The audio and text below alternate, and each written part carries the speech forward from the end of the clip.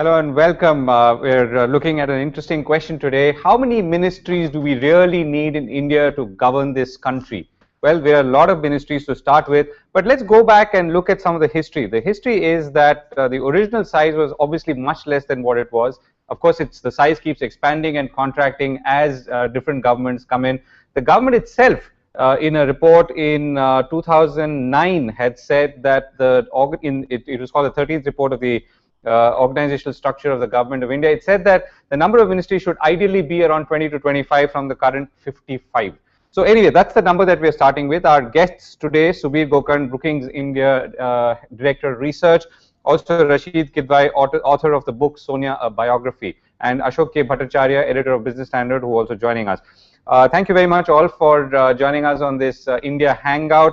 Subir, let me begin with you. What is the ideal size of government? Now, from the point that we are a large country, over 1 billion plus, it could be argued that you also need large government or big government, lots of ministers, ministries, each thing, split into smaller things, and all of that to run it. But on the other hand, clearly experience seems to be telling us that we've clearly become too big and unwieldy in the way we manage government itself. Right. Well, I think, the answer to this question really has to come from trying to lay down a very clear set of objectives of what government should be doing. Only then can you get a fix on what its size should be. So I don't think the 75 versus 55 or 25 or whatever is really a very meaningful debate, because you're not imposing on that any specific objectives. If you want the government to do very little, you have a very small government. If you want the government to do more, you have to have a larger government, but then you have to figure out, how best that structure can achieve it. So I think you have to look at it from two dimensions. One is the horizontal dimension, which is the number of issues which the government wants to address at the central level, at the state level, and so on. And the other is the vertical dimension. Does the government have too many levels which really impede the flow of information, which distort information going up the system, and then make implementation of decisions taken based on flawed information that much messier, that much more difficult. So I think we have to look at it from both perspectives. One is, what are the key functions that the government has to perform? Two is, what is the best structure, both in terms of integration horizontally and vertically, that will enable the government to perform these functions effectively. Now, that's a very abstract description, but I want to make it a little more concrete. And that really comes down to the recent debate that has been going on super ministries and whether we can integrate a number of functions to create better internal coordination. I think that's an idea definitely worth trying. I myself am a firm believer in the mission approach. I think to integrate and coordinate is a huge requirement in terms of achieving very complex objectives. So you need to have somebody who has oversight of domains. So you could talk of food as a domain, and you combine several ministries that are relevant. You could talk of jobs as a domain, you combine several ministries that are relevant. Talk of infrastructure or energy as domains which require you to integrate several ministries. I think that's the way to think about it. Let's look at what the objectives are. Let's look at what the right structure to achieve those objectives is, a reasonable structure, and then start to slice and dice and recombine ministries to suit that purpose. And also simultaneously, over a perhaps longer period of time, revisit the whole hierarchy, because I think the hierarchy itself right now, given the way that given the way technology assists us in information flow and processing, the hierarchy is redundant. There's too many levels, and we need to compress that very dramatically. Right. Okay. So I think a lot of interesting points, Subir. Let me come to Ashok Bhattacharya. As someone who's looked at government, and as I was saying in the beginning, with its expansions and contractions over time, how should we define this topic today? Is in terms of, should we contract? Should we? How should we contract? Where should we contract? Vertically, horizontally, and so on. Govind, let me start by quoting what Narendra Modi himself said, which is maximum governance and minimum government. Now, this is his agenda, and if he has to really fulfill his agenda, then linear government. Having said that, let me also say that law is against him, because currently you have a piece of legislation which actually allows any government at the center to have a council of ministers which is as large as 79 ministries. Now, which means that you can have 10% of 795 seats, including 545 of Lok Sabha, mandated 45, and 250 of Rajya Sabha. So, which means Manmohan Singh's government had actually 72 numbers of ministers, and they were still well within the norm of 79 ministers. For Mr. Modi, it's a golden opportunity. Now, if you take a look at least his cabinet ministers, you have got 28 ministers. Now, those 28 ministers, I have taken a close look at them. They can very easily be brought down to 14 without losing anything. The plus point in that 14 strong cabinet level ministers would be that your ministers of state will be more effective, can take pay closer attention to issues and events that are going to affect the ministry's functioning. So without doing much to streamlining the ministries or anything, he can actually bring down the size of the ministry from 72 current to very easily to 58. So a 58 strong ministry, to my mind, will be easier to handle. He can monitor the government's functioning, the minister's effectiveness more effectively, and perhaps he will have some more time to work out an arrangement with his chief ministers in different states, which Narendra Modi wants to do. So I think a reduced size of a council of ministers is very critical for Narendra Modi to deliver better governance. Okay, I think that's very well defined, Ashok Bhattacharya. Rasheed Kidwai, let me come to you. You've, from your understanding and sense of government in the way it's moved and grown, and then not perhaps grown in the last few years, what's your sense of the subject? How do you think we should define it, coming from your perspective, which is to look at the politics of it? Actually, there are several ways of looking at it, but the whole thing is political. We don't, as Mr. Bhattacharya has correctly described, there is a provision that you can have 15% of ministers. Now, there are so many aspirants are there. There are so many, sort of symbolic things are there on the basis of caste, region. Remember, India is a huge country, and the fruits of victory, in the sense of BJP's victory or Narendra Modi's victory, there are so many people who are expected to be rewarded. There is a huge sense of expectation. So I think Mr. Modi has very difficult choice in the sense of accommodating these aspirations, because remember, he's got just one shot, in the sense that whatever he wants to do, even if he wants to reduce it, he can reduce it now. It is the first chance. He can't do it this kind of thing 6 months later or a year later or so. Second thing is that in the context of Mr. Narendra Modi, we must look at it that he alone has got a chance to have a kind of a zero base, in the sense that he can set some rules. He will not be boggy of what Atal Bihari Vajpayee had done, or what Manmohan Singh did, or what Indira Gandhi had done. So in that case, in that sense, Mr. Narendra Modi has a more kind of responsibility and an opportunity to streamline a lot of things. Now, when we talk about the actual ministry formation, it depends what Mr. Modi wants, because there are so many ministries. There is a lot of need for a lot of reforms, but the problem is that we don't have a kind of administrative reforms commission report or something like that. That is, so I would have preferred that in meantime, that is from 16 to now onward, Mr. Modi could have set up a team of experts who could have gone into this and given him some kind of basis, because it cannot be just on the basis of his whims and fancies. Right. Okay, Rasheed. So a quick historical perspective, if I may get from you. Is the expansion in government and the creation of so many ministries and obviously positions to so many ministers and members of parliament, is that because of the coalition era, and as we saw in the last few decades?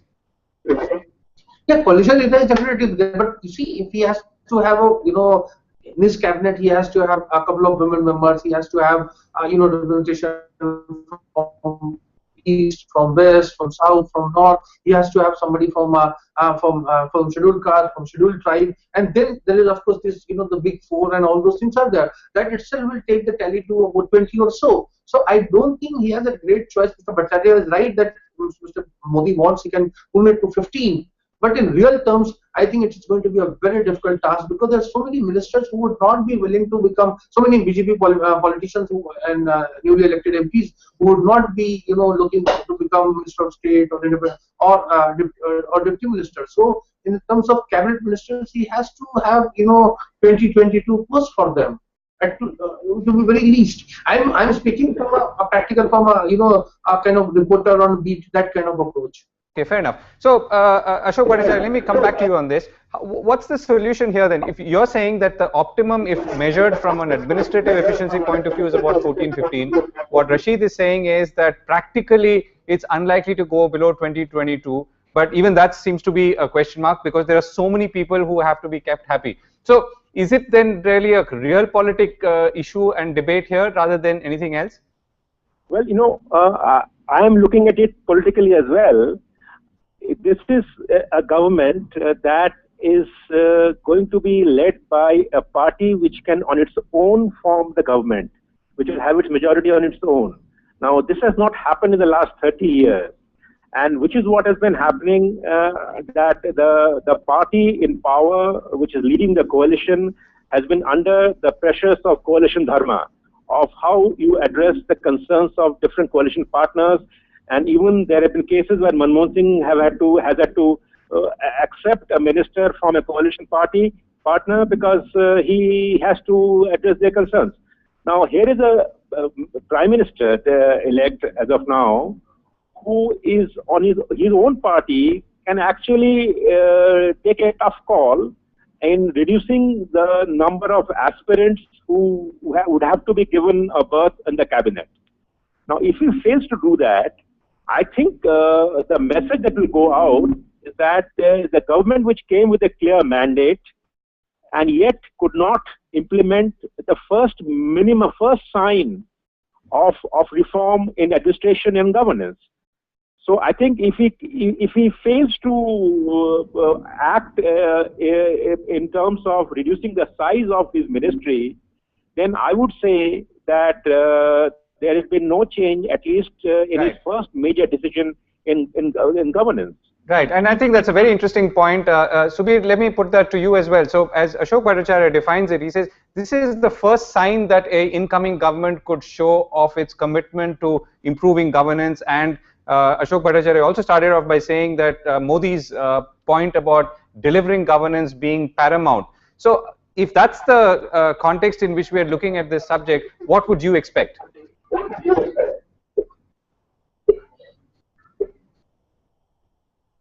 That was for you, Subir. Oh, sorry. Could you just repeat the last part of the question? Yeah, no. So the question is, if we are defining, as Ashok Bhattacharya said, the larger point is that this is a key sign that this government is committed to administrative reform and delivering governance, which is of course an important Modi position and positioning.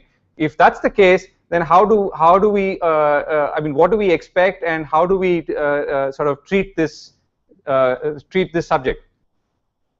Well, I think the commitment is obviously very, very visible in both the campaign and in the more recent post-election statements about about people jockeying for power, lobbying for positions, and so on, where there is clearly a pushback. And this suggests that he is going to be quite willing to draw the line and not pander to multiple interests, which is typically the way in which cabinets get made or ministries get made. Not the cabinet, at least the Minister of States. So I think there are two issues here. One is I like the idea of cabinet ministers having larger domains, but then having very sort of empowered and effective ministers of state to handle the subdomains within each larger aggregation. So far, certainly in my memory, the Minister of State position has been essentially a decorative one, except for the independent charge, but that's not been very frequent. So you're wasting a position, you're wasting public funds if you're not getting productivity from that very important position. So if you're able to look at the cabinet really as the sort of high strategy and internally coordinated. So it's relatively small, so it's it's easier to coordinate. And the Minister of State as the operators, so the CEO COO divide, if I were to put it in those relative corporate terms. I think that is a starting point for a relatively effective delivery mechanism. It's not going to solve all the whole bunch of other issues that you have to deal with. But I think using, from the Prime Minister's perspective, having the most efficient arrangement within the cabinet and at the sub-cabinet level, having people who are all in a position to deliver and align themselves with the larger, governance and development objectives. I think that's very important, and so that has to be the primary criterion by which the choice is made. And obviously, he has the numbers to be able to assert that. He does not have to pander. He does not have to accommodate. He can just say, "Look, I'm doing this in the interests of delivering on my promise." And that's it. Tough. If you don't make it, there'll be another chance. If somebody messes up, other people will. You're always there, waiting in line for people who don't deliver. Okay, but that's so the way it should. Questions coming in. So Shruti asked, and let me put this to Ashok Bhattacharya and then Subir. Isn't an efficiency, or rather, isn't an efficient bureaucracy the most important thing? And I guess that's a loaded question, because that also asks, in a way, is the bureaucracy capable of delivering, and therefore should we be talking more about the bureaucracy that will deliver rather than the ministers and the cabinets that will get created? Ashok Bhattacharya, can you start first? Yes, bureaucracy is important, a critical tool. But I think in our system of governance, the ministers are equally, if not more important. And if you have ministers with a larger mandate, clearer mandate, integrated ministries, surely the guidelines, the orders, the administrative mandate that will flow down will be more effective. So I think I'm not arguing for inefficient or unwieldy bureaucracy. I think the starting point would be to have a lean council of ministers, a smaller cabinet, maybe at number of 14 cabinet ministers, which will mean that with the smaller number of ministers will be able to exercise better control and monitoring of these bureaucrats. Because after all, bureaucrats have been mandated under the Indian system to act according to the ministerial wishes and directives. So you cannot say that the bureaucrats alone will be able to bail you out in terms of governance. Okay, so Subir, here, is this an opportunity to reinvent some things? For instance, the Air India equation, right? So where the Air India, the airline, has a CEO, or the company has a CEO or a managing director, but the decision, and almost every decision down to minutiae, is really taken by the minister, who also acts like a spokesperson for the airline.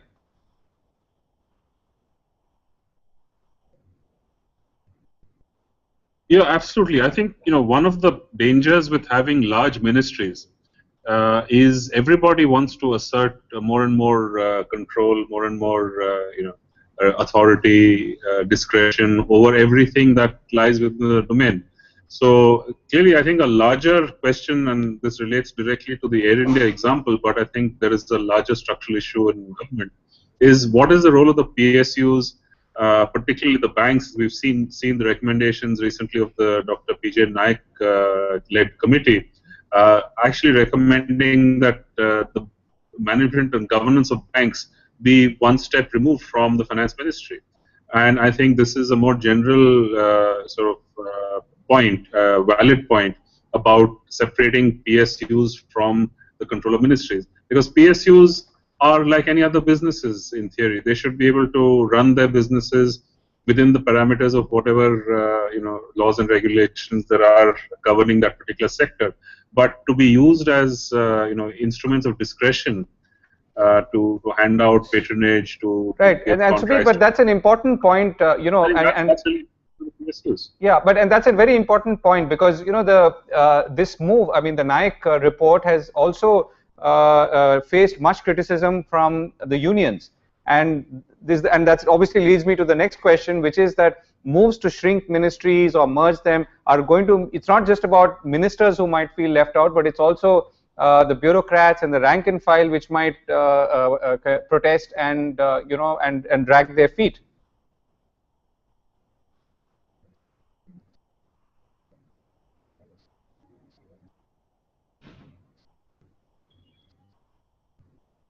Your audio is being interrupted, so I wasn't able to get the question. Right. No. So my question was, to taking up from the point about the Naik committee report, that which faced a lot of resistance from the unions.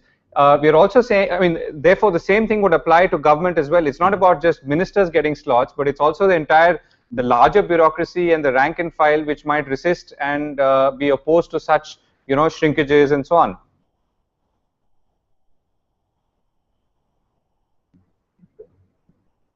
Yeah.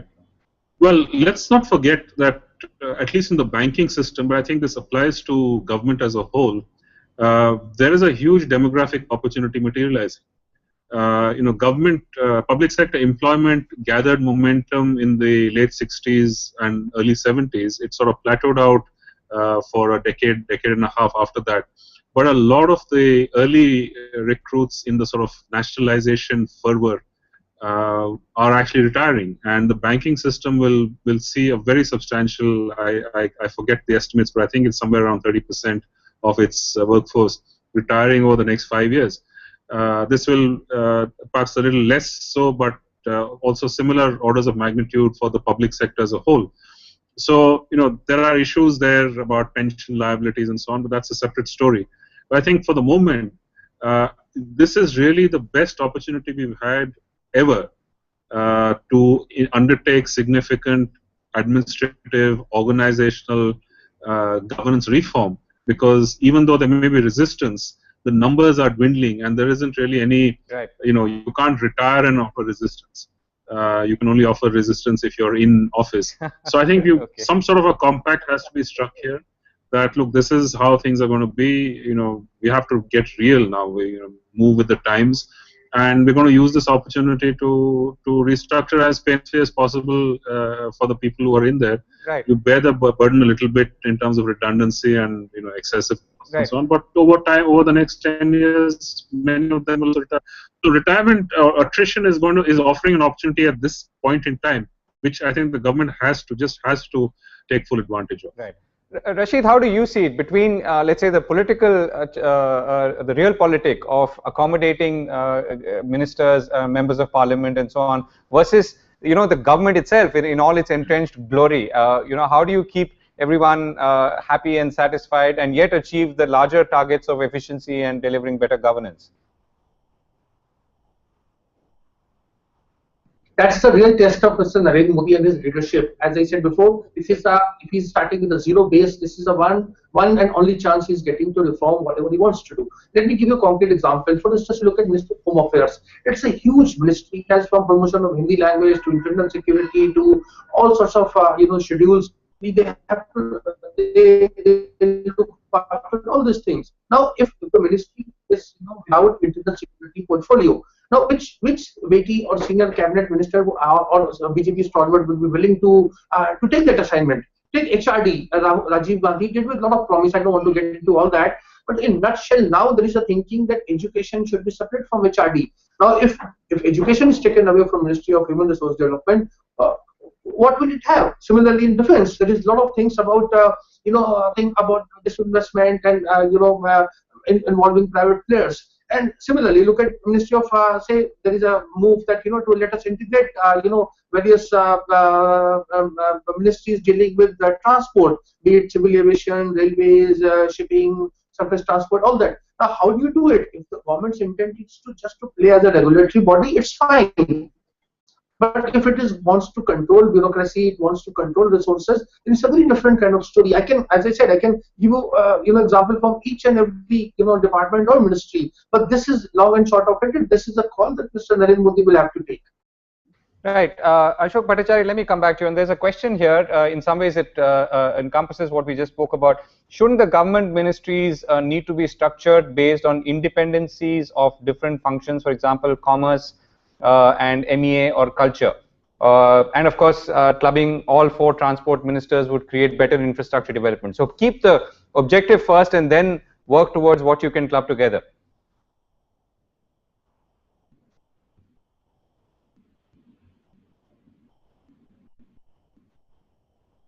Okay, I think we lost Ashok Bhattacharya. Subir, did you hear that question, and do you want to respond on that? Yes, I think there's a broad validity to that point that clubbing areas with significant overlaps is really how you make organizations work. You internalize the externalities, the spillover, so to speak. So commerce and MEA clearly have a fit if you're looking at economic factors as the cornerstone of your diplomacy, economic interests as the cornerstone of your diplomacy. You have to have an overlap. You have to have some perhaps very formal and explicit coordination mechanisms between the two, although there are other security and diplomacy issues which commerce may not be directly related to. But infrastructure, I want to make a somewhat stronger point. I think infrastructure, when you look at it from the national viewpoint, is actually a network. And it's not network just within sectors. It's not just power plants being networked or roads being networked or railways being networked. Every part of infrastructure is actually networked with every other part. So port does not work unless you have road and rail linkages. Power plant does not work unless you have, of course, the whole transmission line set up. On the other side, the fuel linkages, which we've been facing so many problems with. So I think infrastructure, there is a role, and I've been advocating this, for a sort of separate, perhaps, something like the Planning Commission. Planning Commission, much abused, much sort of maligned in the last few months. But something like that structure, sort of something outside of the ministerial domain, that provides a sort of strategy for these interlinked components of the system. I think that's important. So, how the implementation versus the planning gets separated, those are issues which need to be resolved. We have lots of complications there. But in terms of the visioning and of just saying, look, this is what our infrastructure system needs to look like. Here are the different components. Here are the complementarities between them. Here are the consistent capacities between different parts of it. That, I think, requires a view that is outside of specific ministerial domains. I think it's very important not to lose sight of that, because it's all very well to say, let's shut down the Planning Commission. No, it didn't do very much in the last, 10 years, 20 years, 30 years. Let's give up 5-year plan. I'm all for that. But I think we shouldn't lose sight of the fact that we do need a strategic perspective somewhere, where it's housed, whatever you call it, yeah. Can't abandon it. Right. I'm going to come back to you for the last word, Subir, in a moment. Rasheed, before that, if as someone who sort of has reported on government and seen the various parts, what is the one thing that you feel should be the first to be shrunk or rationalized and to make it more efficient? But there has to be some kind of, because remember, all this much of the problem in governance is not because of politicians, it is because of bureaucrats, and there is so much of turf war. The inter-ministry rivalry is quite legendary, and that's why nothing moves. It was not, if you look at the UK too, it was not so much that failure of, say, the Pranab Mukherjee versus Chidambaram. There are a lot of inter-ministerial disputes taking place, and nobody was. The bureaucrats themselves were not accountable. I would like to see the Prime Minister kind of reining in and having his say in terms of getting things done. Because if bureaucrats have their way, remember, Indian bureaucracy is not only it has a whole colonial past, it's quite allergic to change. So there is a huge case for reforming bureaucracy. Unless that is done, I think this talk about somebody holding portfolio, not holding it, or merging of ministry is not going to make political difference. Right. Okay. Subir, last word. What's the one thing? I think Ashok Bhattacharya, in a sense, defined the issue by saying that this is what we all would be looking forward to in the next couple of days as Narendra Modi outlines his cabinet, and really how big it will be or how small it will be. What's the one thing that you would be looking to see and be implemented as a sign of things to come as well? Well, I'll name two things. One is the domains that the cabinet ministers are given, and two is who are the operating officers, this minister of state rank. I think both of these will signal intent and determination. If we get a large cabinet with sort of ministers of state who are essentially being accommodated, I think I would be a little disappointed with the outcome, given all of the promise that seems to have been has been made over the campaign and subsequently. Right, and Subir, one more thing: is there one sort of ministry or one let's say theme that you would like to say? For instance, we were talking about energy, transport, and so on. What is the one thing that needs most urgent tending to? I will name three. Food, which is amalgam of many ministries. Right. Jobs, again amalgam of many ministries, and infrastructure, which I've just described, requires both a strategic and an operating dimension to be very, very streamlined. Right, Subir, thank you very much. I think we've had a very interesting insight and debate on the subject of how many ministries do we really need. I think the bottom line is very few. We're going to be back on the India Hangout. Thanks very much, Subir, Rasheed, Kidwai, and Ashok Bhattacharya for joining us.